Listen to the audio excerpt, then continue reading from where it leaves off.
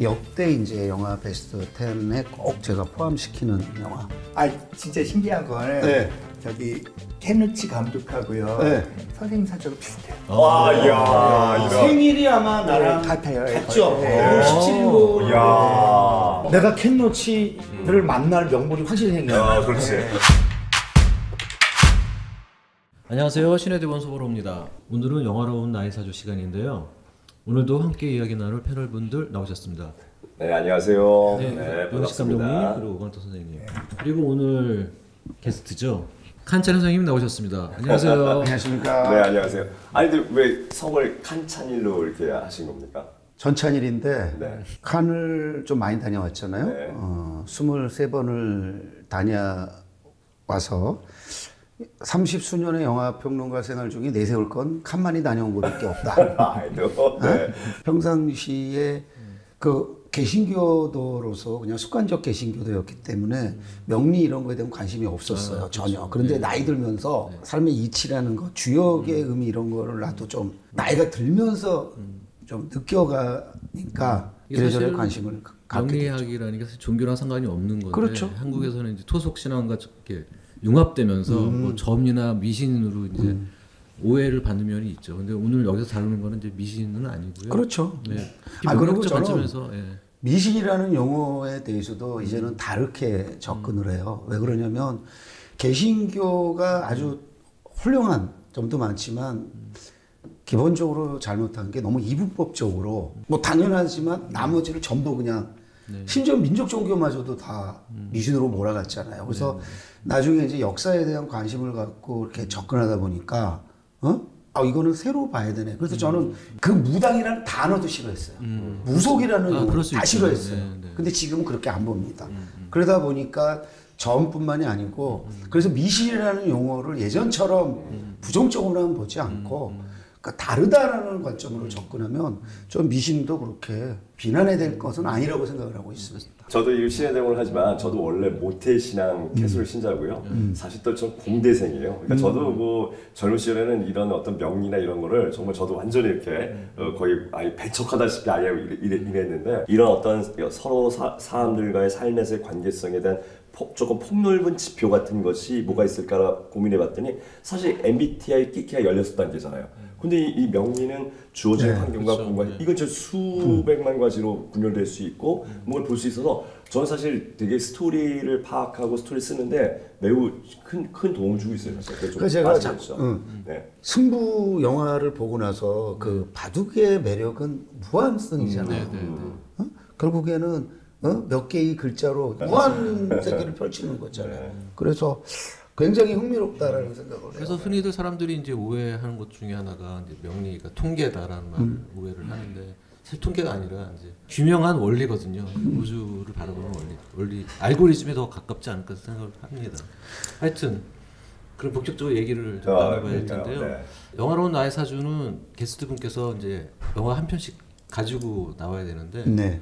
인생 영화. 인생 영화. 네. 예.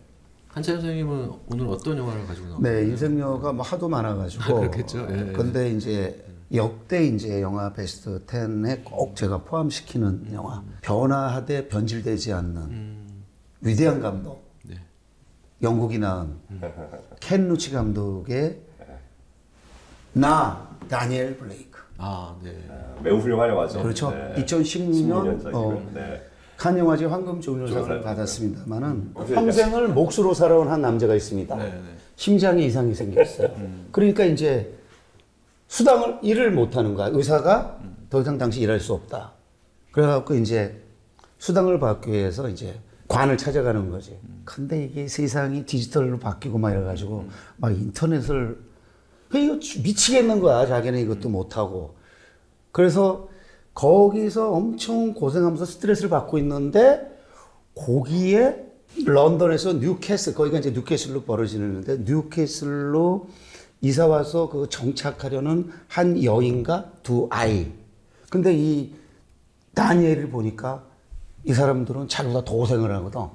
그러면서 이 펼쳐지는 감동의 드라마인데 그렇죠. 아까 이제 우리 유 감독께서 관계성이라는 말을 했는데 바람직한 이상적인 관계는 어때야 되는 걸 보여주는 그런 영화. 이른바 공생상생. 그러니까 우리는 자기가 어렵게 살면은 자기가 어려운 것만 생각하지 주변을 보지 않는데 자기도 지금 심장 때문에 일을 못하고 수당을 못 받고 고생하고 있는데 자기보다 더 어려운 그 이웃을 만나면서 그들에게 힘이 되기 위해서 노력하다 끝내 스포일러 뭐 상관없이 얘기할 수 있겠지만 끝내 자기 목숨을 잃는 그 남자애 그러면서 펼쳐지는 감동의 드라마인데 저는 이제 이 영화에서 그 보여지는 어떤 그 휴머니티 지금은 우리가 이제 AI 시대가 되고 로봇 시대가 됐기 때문에 트랜스 휴머니티 이런 얘기 하지만 나는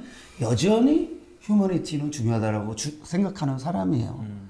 그런 점에서 봤을 때 우리 인간이 어떻게 살아야 되는가 특히 이제 신자유주의가 뭐 전 세계로 휩쓸고 있는데 그거에 대해서 아주 반대 노선을 줄곧 펼쳐온 대표적인 좌파 감독이 이제 켄 로치고 그거를 가장 완성도 높은 그 감동의 휴먼 드라마로 펼친 그래서 이 영화를 가져왔습니다. 감독님은 어떻게 보셨나요? 저도 뭐 사실은 이게 그 선진국, 영국이라는 나라의 그 행정 시스템에 관한 이제 건데 대부분 선진국이라는 사회가 복지가 잘 돼 있고 나이를 먹어서 이 사람들이 하지만 그 일부 단면을 펼쳐볼 때는 전혀 미치지 못하고 있는 그 오히려 더 도움을 받아야 되고 더 결핍이 있고 더 힘든 사람들을 도와줘야 하는 시스템이 결국 그 행정 자체의 목적성으로 인해서 매우 피해를 보고 있어요. 근데 이 목수인 이 나다네일은 그럼에도 불구하고 아주 강직하게 40년 동안 목수를 해왔단 말이에요. 그러니까 뭐냐면 거기에 그 자기 장인 정신도 있고 직업관도 있는 뚜렷한 사람. 그러니까 난 성실하게 살았어라고 외치고 있는데 그런데 어떻게든 지금 행정 시스템을 통해서 자기는 실업급여도 받고 이 병도 나으려고 노력을 하고 있는 중인데 다 제한이 걸려요. 내가 그 입장이면 어땠을까 이런 생각하면 정말 힘들잖아요. 그런데 그 아까 얘기했던 여자 KT라는 여자가 그 이혼해갖고 애 둘을 데리고 왔는데 단지 몇 분 늦었다는 것 때문에 이 상담을 못 받고 그녀도 수당을 못 받게 되는 걸 목격하게 되죠. 거기서 이제 외치거든요. 여보 여기 왜 이 애를 갖고 왔는데 몇 분 늦었다고 이럽니까 따지는데 쫓겨나요 이거 영화에서. 그러니까 그런 장애를 계속 그 다니엘을 통해서 보여줘요. 근데 이게 무슨 막 드라마적으로 과장되지도 않고 아주 리얼한 덤덤한 드라마로 다른 나라에서 봐도 관객들이 봐도 충분히 이해될 만큼 이해를 시키면서 쭉 끌고 갑니다. 근데 그 마지막 항구가 이제 멋지죠. 벽에다가 다니엘 이렇게 해갖고 나는 항소를 원한다고 딱 이제 쓰는데 나는 그 명장면에 등장한 게 뭐냐면 그 벽에다 써놓은 관청 벽에다가 관청 중에 갖고 난리를 쳐요 막 그런데 그 지나가는 사람들이 박수를 칩니다. 네. 여기서 이제 나 다니엘인데 그 뒤는 생략됐지만 나는 시민이다. 시민이다. 지금 사실은 우리나라의 국면과도 맞물리는 건데 우리나라를 이렇게 지금 버티가게 하는 건 시민성이거든요. 그렇죠. 위대한 시민성. 이 영화가 바로 위대한 시민성이 뭔가를 보여주는 거죠. 그래서 저는 이 영화를 보면서 지금 가령 저종래 감독이 만든 초원이라는 다시 부르는 노래 초원을 보면은 결국에 그 90년대 초 노학연대를 보여줄 때 마지막에 그 노동자들을 응원하러 오는 시민들 거기서 태극기가 바르게 쓰이죠. 우리는 지금 태극기가 막 오염되고 있는데 이 시민들이 모여서 함께 힘을 실어주는 우리 1, 2, 3 내란 그때도 우리 시민들이 항거한 거잖아요. 네. 그런 점에서 이 영화는 시민성이 무엇인가를 영화적으로 덤덤하게 다큐적인 그런 시선으로 이거는 완전히 심파로 갈 수 있는 영화임에도 불구하고 심파로 흐르지 않고 그렇죠? 네. 그 비판적 거리를 유지하면서 케노치 감독의 그 일관된 어떤 주제가 신자유주의에 대한 어떤 문제점을 계속 파헤치는 건데 놀라운 게 이제 그걸 스토리상에서 풀어내는 게 기가 막힌 거잖아요. 특히 이제 신자유주의의 가장 큰 폐해가 많지만 제가 볼 때 가장 큰 폐해는 이제 말씀하신 시민성을 제거하고 이제 소비자로 만드는 거거든요. 그래서 단절을 계속 시켜요. 그래서 분리를 시켜야 이제 시장이 커지고 입장이기 때문에 근데 시민성을 회복한다는 거 결국 영화에서 이제 서로 돌봐주듯이 돌봄의 공동체를 회복하는 게 중요하다는 걸 이제 거꾸로 얘기하고 있는 거죠. 근데 아이러니하게 이 사람은 40년을 목수로 살았듯이 진보적인 시민이 아니었어요. 그러니까 어떻게 보면 보수에 가까운 사람이었던 거죠. 그 영화에서의 그 다니엘 댄이 나보다 몇 년 후배예요. 뭐 보이는 건 나보다 선배로 보여도. 그러니까 60대 이제 중반 초반인 저가 어디 의식시킬 때 적응하려고 하지만 이거 눌러서 이거 하는 거 진짜 쉽지 않은 게 아니라 익숙하지 않고 나는 이제 기본적으로 아날로그적인 그런 지향을 갖고 정서가 있으니까 못해서가 아니라 하기 싫은 거야. 그런데 다니엘은 열심히 하는데 잘 안 되잖아. 못해. 그러면서 그거를 그 본인의 어떤 자존감하고 연결시키잖아요. 그래서 이런 대사가 나오잖아요. 자존심을 잃으면 모든 것을 잃는 것이다.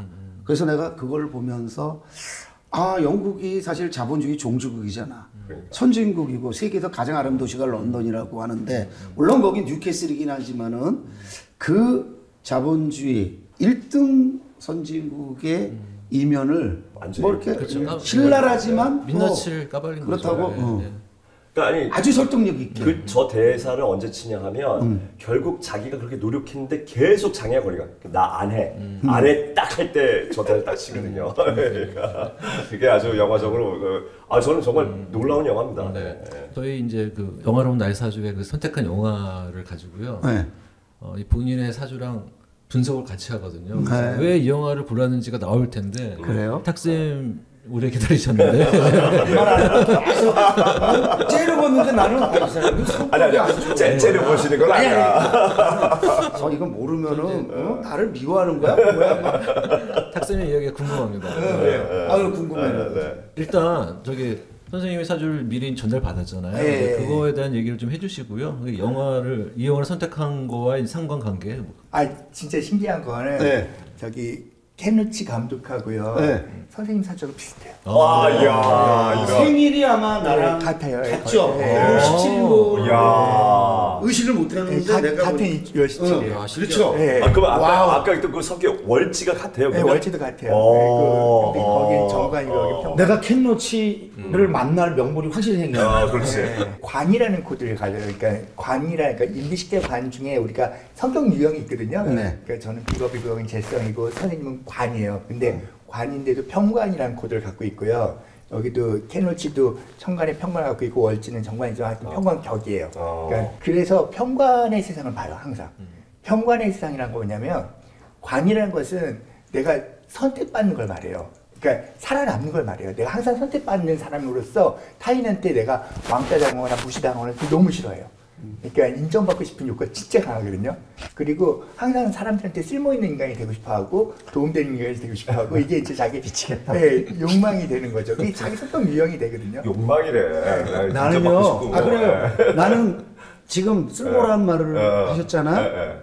나는 쓸모없는 인간으로 결론 날 때 나는 이 세상 떠나는 게 내가 늘 생각하는 기하는 삶. 네. 그러니까 그 쓸모를 되게 나는 좋은 의미로 쓰는데 난 쓸모없는 인간일 때 난 이 세상을 떠난다는 생각을 하면서 평상시 살거든. 그러니까 그게 뭐냐면 이게 신의 대본이라고 저희가 얘기하는 거 뭐냐면 이 대본을 알고 지내면 더 잘 자기 역할을 할 수 있잖아요. 몰라도 살 수 있는 건데 근데 대본에 지금 그런 게 있는데 그럼 대본에 맞게 사신 거네. 그러니까 이제 쓸모 의식을 하지 않아도 그렇게 산 거네요. 그렇죠. 이제 그거를 이제 학문으로 이제 풀어서 얘기하는 거예요. 그래서 평관들은 뭘 하고 어떤 생각을 갖고 있고 어떻게 왜 이 영화하고 왜 연결되는가. 그럼 관이라는 것은 항상 타인의 시선을 의식하는 사람들이에요. 그러니까 타인이 날 어떻게 볼까? 세상은 어떻게 하기서 눈치가 백단이에요. 이거 꼭 이거는 굉장히 나쁜 의미인데. 아니요. 눈치가 백단이라는 것은 어울린다고요. 사람들이 어울리고 같이 적응하려고 하는 코드가 되게 높아가지고 거기에 이렇게 물들려고 하고 함께 하려고 해요. 항상 중요한 건 함께. 왜냐면 제가 그 아이디가 필름 투게더입니다. 이야. 함께. 그래서 혼자가 아니라 우린 같이 가는 거야. 그러니까 어떤 공동체적인 의식을 갖거든요. 그러니까 그런 코드로 갖고 있으니까 사회 고발적인 거나 이런 것들을 얘기해요. 그러면서 세상은 왜 이딴 식이야. 근데 여기 여름생이거든요. 여름은 모든 걸 변화시키고 싶은 거예요.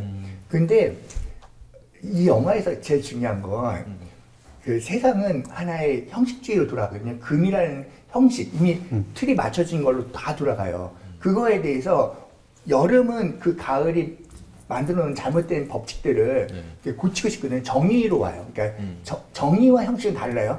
법은 그냥 법대로 한다는 건 사실 정의로운 게 아니야. 형식대로 한다야. 근데 정의라는 것은 우리를 행복하게 해주고 편하게 해줘야 될 거 아니에요. 그 정의와 형식이 부딪히는 게 이 영화고 사주도 그렇게 돼 있어요. 정의롭게 자기를 바꿔가고 이게 뭔가 그 쓸모 있으려고 하고. 그러니까 내가 쓸모 있는 함께 인간으로서 형식을 넘어서 그러니까 뭔가 아름다운 걸 찾으려고 계속 노력하는 사주인데 이 케노치 감독도 똑같아요. 네. 신기하네요. 형식을 넘어서 이거 제목 나왔네. 근데 오늘 끝났다. 켄로치 감독과 사주가 흡사하다. 여기서 끝났네 그냥. 아 정말. 내가 단행 봤을 때 이걸로 사주. 켄찬일로 바꾸세요. 켄찬일.